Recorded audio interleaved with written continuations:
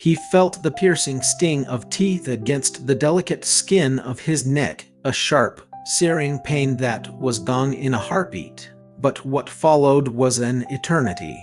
A wave of impossible calm washed over him, a profound silence that extinguished the raging inferno of panic in his veins. The thousand screaming voices in his head, born from a lifetime of conditioning and a single night of terror, simply vanished. The world, which moments before had been a tilting, nightmarish vortex of light and shadow, snapped into serene, perfect focus. He was no longer falling. He was a Euros anchored.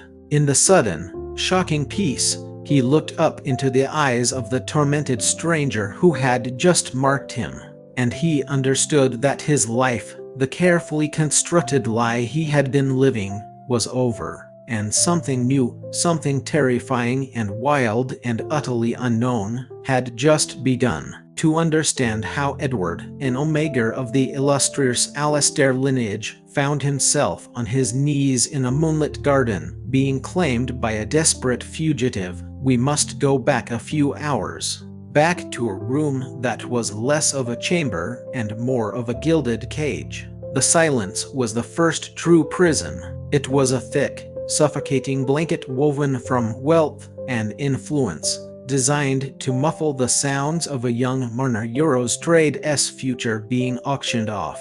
It pressed in on him, heavier than the ceremonial silk robes that felt like a cold, second skin, more suffocating than the thousand reflections staring back at him from the mirrored walls, each one a phantom of himself with eyes wide with a quiet, polite terror. He was practicing the breathing exercises his tutors had drilled into him since he was a boy, the ones designed to maintain an Agar Eurostrade's perfect composure. Inhale, hold, exhale, but the mantra was a paper shield against the tidal wave of dread crashing against his ribs. Tonight was supposed to be his crowning achievement, the very purpose of his existence. He was to be bonded to Julian Barnes, the fearsome and brilliant CEO of Elysian Dynamics, a man who didn't just move markets, but bent reality to his will. It was, everyone agreed, a perfect union, a fusion of ancient bloodlines and cutting-edge power. His father had confirmed it with a smile that was all teeth and no warmth. His mother had validated it by dabbing at her perfectly dry eyes with a lace handkerchief. Her scent, usually so composed, now sharp with the triumphant relief of a deal finally closed.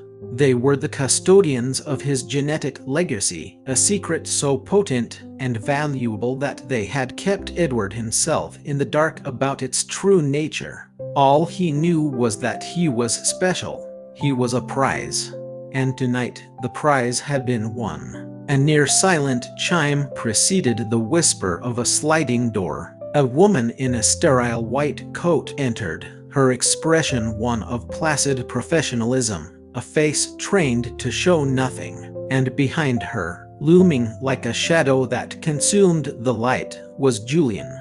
He was already clad in a charcoal gray suit so exquisitely tailored it seemed less like fabric and more like a second, hardened layer of his own skin. He was handsome, but it was the cold, unyielding beauty of a marble sculpture, a testament to perfection devoid of any hint of life or warmth. His voice, when he spoke, was a carefully engineered baritone, smooth and deep, a voice that could broker multi-billion-dollar deals or order a Marner Eurostrade's ruin with the exact same detached, placid tone.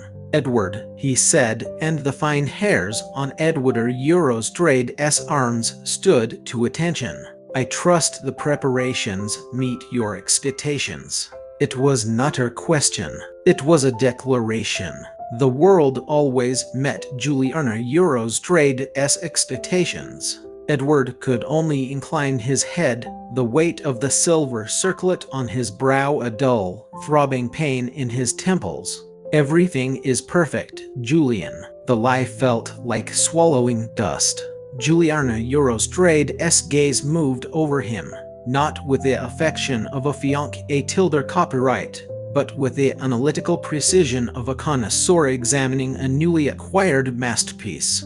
He was scanning for imperfections, for any flaw in his priceless investment. "Excellent," he declared. "Before we proceed, there is a minor formality. This is Dr. Smith. She requires a baseline blood sample." The blood in Edward Eurostrade's veins turned to ice. He looked from Juliana Eurostrade's impassive face to the doctor, who was now holding a small, sterile kit. Her smile was a practiced, reassuring gesture that felt as sharp and predatory as a row of Sharker Eurostrade's teeth.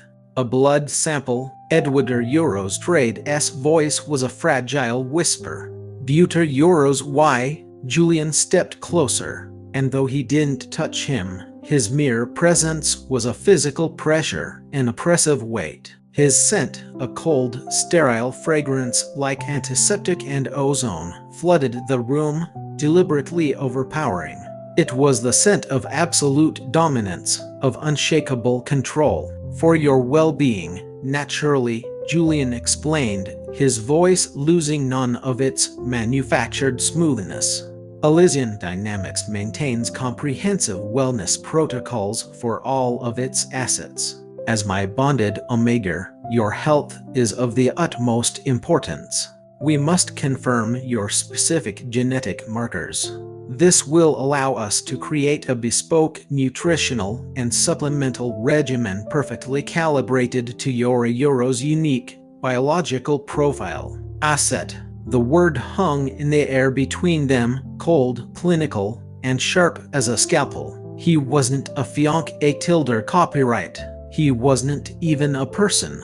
He was an asset, a collection of desirable genes, a biological resource to be optimized and managed. The simmering dread in his chest erupted into a full, rolling boil. The opulent room shrank around him, the air growing thin and tight. His 1,000 reflections in the mirrors seemed to press closer, their eyes mirroring the abject terror that was now consuming him. I don't think I understand," he stammered, his body taking an involuntary step backward. "My family's physicians have always managed my health. They've assured me I'm in flawless condition, and I am certain they have performed their duties admirably," Julian conceded, but a new edge had crept into his voice, a razor-thin sliver of impatience. "However, their methods are Euros antiquated. Elysiana Eurostrade's biotechnology is generations ahead of conventional medicine. We leave nothing to probability. Now extend your arm, Edward." There is no need to delay the ceremony. It was a command disguised as a request. It wasn't the biologically irresistible command of a true alpha, which Omegas were hardwired to obey. It was simply the command of a man who had never, in his entire life, been denied anything he wanted. But something deep within Edward, some primal, instinctual part of his being, recoiled violently. A profound sense of wrongness washed over him, a genetic scream of protest against the situation, against the cold, calculating man who stood before him. He was a butterfly pinned to a board, a rare specimen about to be dissected. No, the word was barely a breath, but in the crushing, manufactured silence of the room, it was a sonic boom. Juliana Eurostrade's perfectly sculpted eyebrows drew together. Dr. Smith Eurostrade's professional smile flickered and died. For the first time, Edward saw a genuine crack in Juliana Eurostrade's marble facade, pure, unadulterated annoyance. It was the frustration of a flawless machine encountering an unexpected glitch in its programming. "What did you say?" he asked, his voice losing its polished veneer. "No," Edward repeated, and this time, his voice found a sliver of strength, a shard of defiance he never knew he possessed. It came from a place deeper than his conditioning, a primal instinct to survive that was screaming a single, frantic message: a danger, threat, flee, I don't want this. As the words left his lips, a sudden, violent heat flooded his body. This was no gentle preheat, it was a feverish, defensive inferno. His skin prickled as if on fire. His vision blurred at the edges, and Juliana Eurostrade's sterile scent became an acrid, suffocating poison. The room began to spin, the thousand reflections melting into a sickening swirl of gold and silver. His body was fighting back. His unique biology, the dormant Genesis gene he knew nothing about, was awakening in a desperate, last-ditch effort at self-preservation. He could feel his own scent changing, exploding into the air. Euros, a wild, sharp, and untamed fragrance, like ozone and petrichor. It was the scent of a storm breaking over a barren land. What is happening? Juliana Eurostrade's voice was now sharp with alarm and a rising tide of fury. His vitals are redlining. Report his pheromone output, Doctor. Smith was already frantically tapping at a datapad she had materialized from her kit. The readings are astronomical, sir. Unprecedented. The markers are fluctuating erratically. This isn't a standard heat cycle. It appears to be a defensive biological flare. Defensive? Julian took a menacing step toward him, and Edward flinched backward, stumbling against a velvet chaise lounge. The heat in his veins intensified, a roaring furnace of violation and terror. I need Euro's air, he gasped, his hand clawing at the constricting collar of his robes. Secure him, Julian snarled, his mask of civility finally shattering completely. Two guards, previously unnoticed statues by the door, began to move with purpose. But they were too late. The panic, the fever, and the primal need to escape crested into a singular, overwhelming instinct. Edward did the one thing he had been trained his entire life never to do. He ran. He scrambled past the chaise, ripped aside a heavy wall tapestry, and clawed at the latch of a small service door he Eurostrade noticed earlier. It swung open into a cool, dark corridor, and he plunged into the darkness, the sound of Juliana Eurostrade's enraged shouting echoing behind him. He had no destination. He had no plan. He only knew that he was not an asset. He was not her specimen. He was a living, breathing creature, and for the very first time in his life, he was fighting for the right to exist. Meanwhile, in the sprawling, manicured gardens of the same estate, another man was also fighting. For Kevin, pain was not an event. It was the very architecture of his existence. Not the clean pain of a wound, but a deep, insidious agony that had taken root in the marrow of his bones and colonized his nervous system. It was the ghost memory of 1,000 injections, the phantom burn of chemical agents, the constant, maddening itch of surgically enhanced muscle fibers. He was a product, a masterpiece of the Elysian Dynamics Eurostrade bioengineering division, and his creators had neglected to install an off switch for the suffering. He moved through the shadows, his body a coiled knot of agony. The suppressant dose he'd taken should have held for another 5 hours, but it was failing catastrophically. He could feel the artificial restraints on his system snapping one by one, the dam holding back the hurricane of his ornamented senses cracking under the strain. The world was a weapon pointed directly at him. The sweet perfume of night-blooming jasmine was a thick, syrupy poison clogging his lungs. The distant, musical clinking of champagne flutes from the main house was like shards of glass scraping against his eardrums. The low, electrical hum of the Estater Eurostrade's security grid was a physical vibration that rattled his teeth. His mission was simple, a desperate gambit for freedom to break into the on-site Elysian lab and steal the source code for his own genetic sequence. It was the only key that could unlock the prison of his body, the only hope of silencing the constant, screaming pain. A wave of vertigo and nausea crashed over him.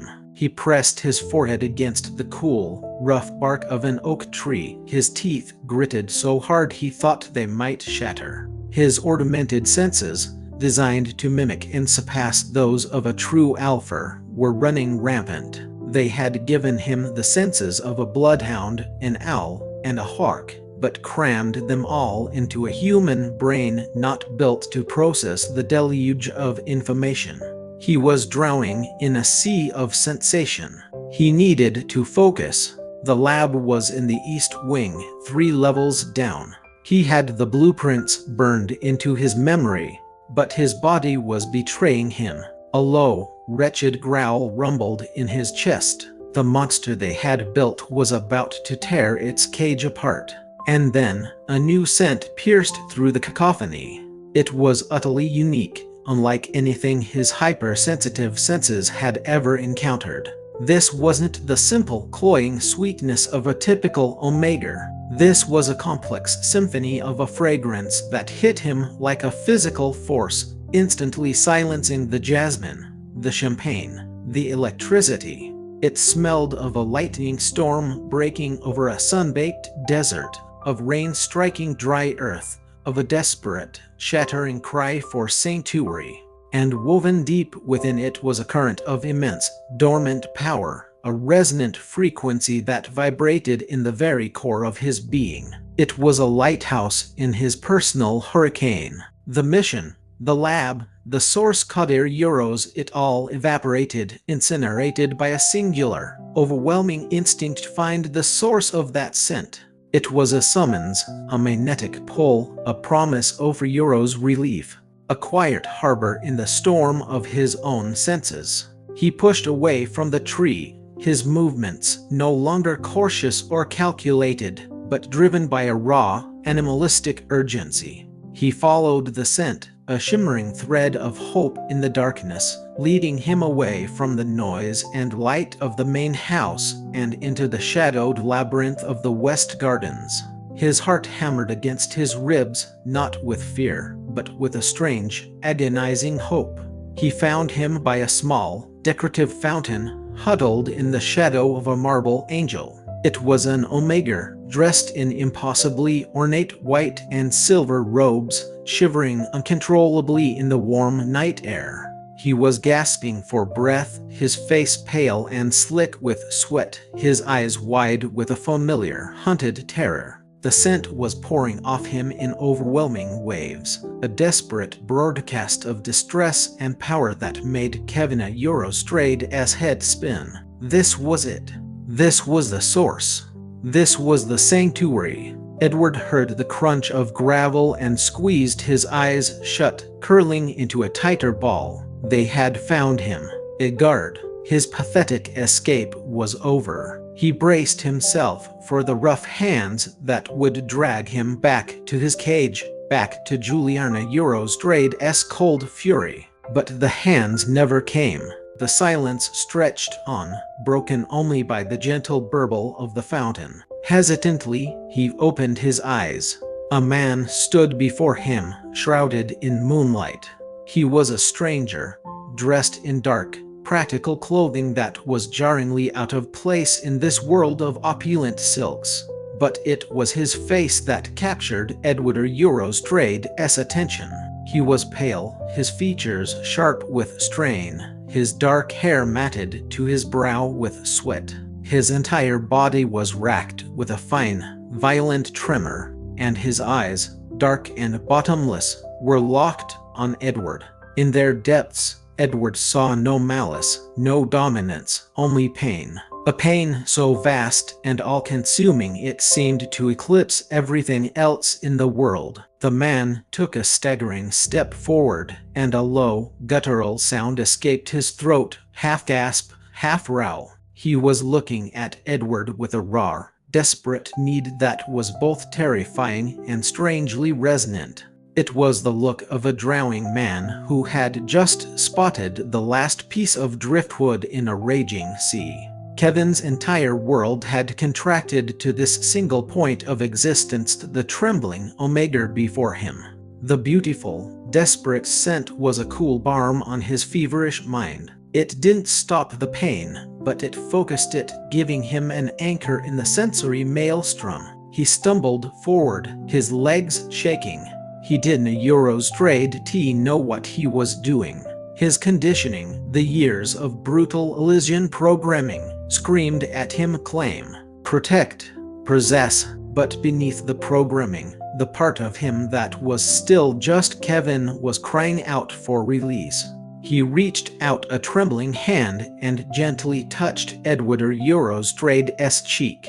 The Omgar Eurostrade's skin was hot, burning with fever. Edward flinched but did not pull away. His wide, terrified eyes searched Kevin Eurostrade's, and in that silent, moonlit moment, a desperate understanding passed between them. Two broken things. Two anomalies in a world that demanded conformity. Two creatures trapped in cages of their own, one gilded and one forged of pain. Edward Eurostrade's heart hammered against his ribs. The stranger's touch was surprisingly gentle. His scent was a chaotic storm of agony and something sharp and metallic, but underneath it all was the smell of damp earth after a storm. A grounding presence that seemed to be the answer to the frantic distress signals his own body was sending out. For the first time, he felt Euro's seen, not as a prize, but as a fellow sufferer. Kevin Eurostrade's control shattered. The iron walls of his conditioning crumbled into dust. The scent, the proximity, the shared vulnerability, it was too much. His raw, artificial instincts surged, taking command. He leaned in, a man possessed by a force he could not fight. He wasn't thinking about marking a mate. He was trying to anchor his soul. He was trying to make the screaming stop. He lowered his head, burying his face in the soft crook of Edward Eurostrade's neck, inhaling the intoxicating, centering scent. Edward let out a choked gasp of pure shock, but remained frozen, caught in a strange web of fear and burgeoning trust. And then, Kevin Eurostrade's teeth grazed the sensitive skin over Edward Eurostrade's scent gland. It wasn't a Eurostrade, the savage bite of a dominant alpha. It was a sharp, desperate act of self-preservation, a moment of searing pain that was over as soon as it began. A claiming mark, a bond, an accident that would change everything. For Edward, the shock of the pain was instantly annihilated by a flood of sensation he had never imagined. As the stranger's unique, chemically augmented biochemistry merged with his own awakening Genesis genes, something impossible was created. It wasn't a bond of submission or a chain of ownership. It was a shield. The fire of his defensive heat was extinguished as if by a tidal wave. The panic evaporated. The terror dissolved. A cool, protective bubble of energy seemed to form around him, a sanctuary woven from their shared pain. He could feel the echo of the stranger Eurostrade's agony through the fresh mark, but he could also feel his own newfound peace flowing back, soothing it in return. Kevin pulled back, his eyes wide with dazed shock. The violent tremors shaking his body had ceased. The sensory assault had receded to a manageable hum. He stared at the fresh, red mark on Edward Eurostrade's pale skin, a symbol of an act he hadn't fully intended. He had just lashed himself to a lifeline, and in doing so, had bound their fates together irrevocably. He could no longer smell the powerful, desperate scent that had drawn him here. It was gone, cloaked behind a new, shared fragrance that belonged only to them. The sound of pounding feet and angry shouts shattered the fragile moment. "He's over here! The bio-tracker is active again!" Kevin's head snapped up. Guards. Aliciana Eurostrade's corporate hounds. They were coming for the Omega, and now they were coming for him. He looked down at Edward, whose eyes were no longer filled with terror, but with a dazed, questioning serenity. He had to run. His mission was a catastrophic failure. He had left his unique genetic signature all over a high-value Omega on the night of his bonding. He was a dead man. Without another word, he turned and vanished back into the shadows, the agony in his body replaced by a new and chilling dread. He had blundered into a cage with another trapped creature, and in his desperation, he had accidentally locked the door from the inside. Edward watched him disappear, his fingers rising to gently touch the tender, throbbing mark on his neck.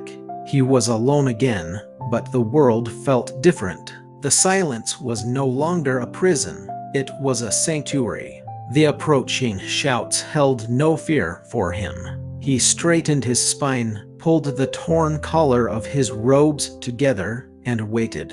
He didn't know who that man was, but he knew, with a certainty that resonated in his very bones, that his life had been irrevocably altered.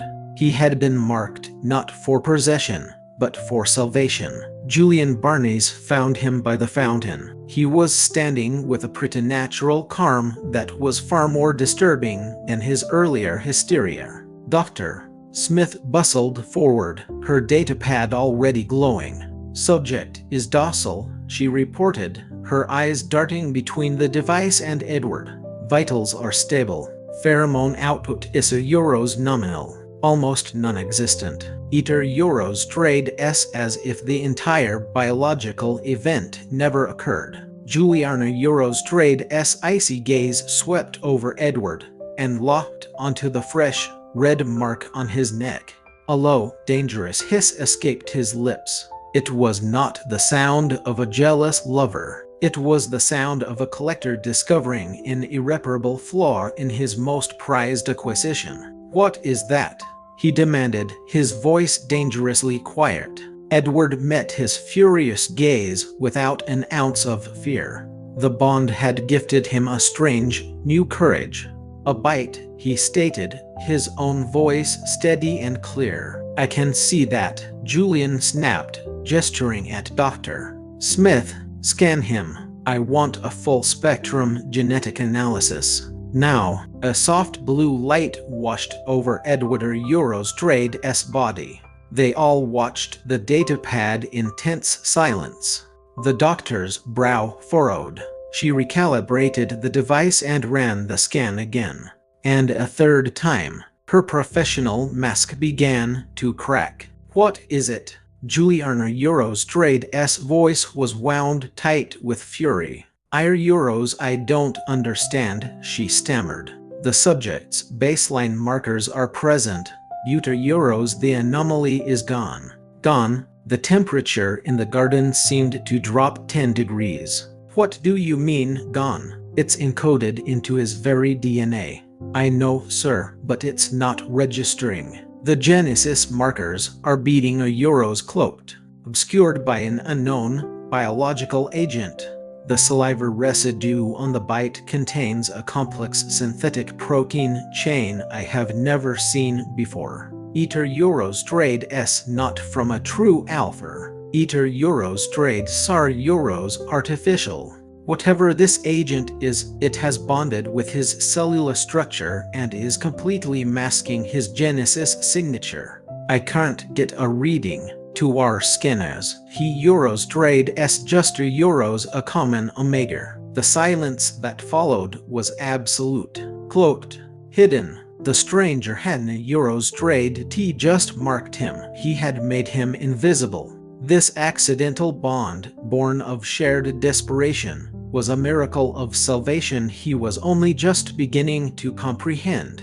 Julian stared at Edward, his face a mask of pure, cold rage. The rage of a scientist whose unique, priceless specimen had just been contaminated beyond repair. His key to unlocking a new generation of controllable, bespoke super beings was gone. Hidden behind a biological firewall he couldn't Euros trade T breach. He hadn't lost a Fionk A tilde copyright. He had lost a genetic treasure. Useless, Julian breathed the word, his voice trembling with a rage so deep it was almost silent. He looked at Edward with the utter disgust one reserves for a malfunctioning, defective machine. It's corrupted. He turned to his head of security. He is no longer of any concern to me. My arrangement with the Alastair family is terminated. The alliance is broken. I will not have my name associated with a Euros damaged goods. He threw one last, chilling look at Edward. You have betrayed your bloodline. You allowed yourself to be defiled by some feral stray. You are disowned, cast out. Your fate is of no consequence to me. He turned on his heel and strode away, a walking embodiment of corporate fury. But find the one who did this, he snarled over his shoulder to his guards. Find the Alpha who cloaked my asset. I want him taken apart, piece by piece. I want to know how he did it.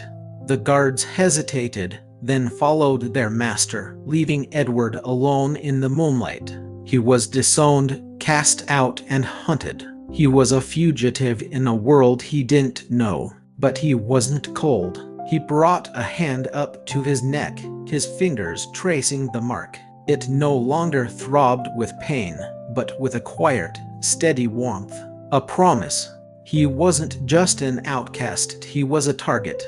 And his only hope for survival, his only hope for answers, lay in finding the tormented stranger who was both his savior and his curse. His hunt was not for an Alpha who had claimed him, but for a partner in a rebellion he was only now beginning to understand.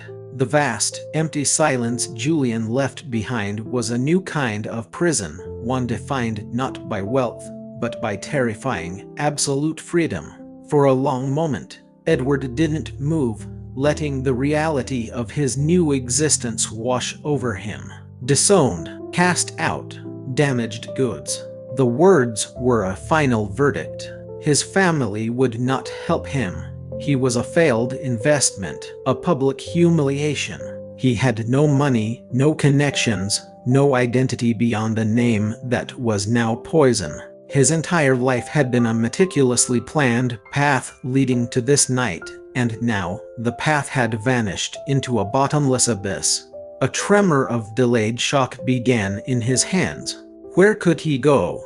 What could he do? His fingers instinctively found the warm mark on his neck. It was his only anchor. He was tied to the stranger, the chimera, by a bond neither of them understood. Finding him was no longer a desire. It was the only objective his shattered mind could cling to. He had her get out. He pulled the silver-embroidered hood of his robe over his head, shadowing his face, and slipped back into the darkness. He was no longer a prized omega. He was a ghost, a fugitive taking his first steps into a world that was utterly alien to him. The city was a brutal assault on the senses. After a lifetime in serene, manicured estates, the downtown core was a waking nightmare. The air was a thick stew of exhaust fumes, fried food, and the scent of too many unshielded emotions packed together. The noise was a grinding, relentless roar of maglev trains, holographic advertisements, and the endless murmur of a sleepless crowd. Edward, having slipped out of the Barney's estate through a service gate, was completely and utterly lost. What do you think will happen when these two finally meet again? Will this accidental bond be their salvation, or will it lead them into even greater danger? If you were captivated by this story, please show your support by hitting that like button, and make sure you subscribe and turn on notifications. You will not want to miss what happens next in part 2 of the Sanctuary Bond.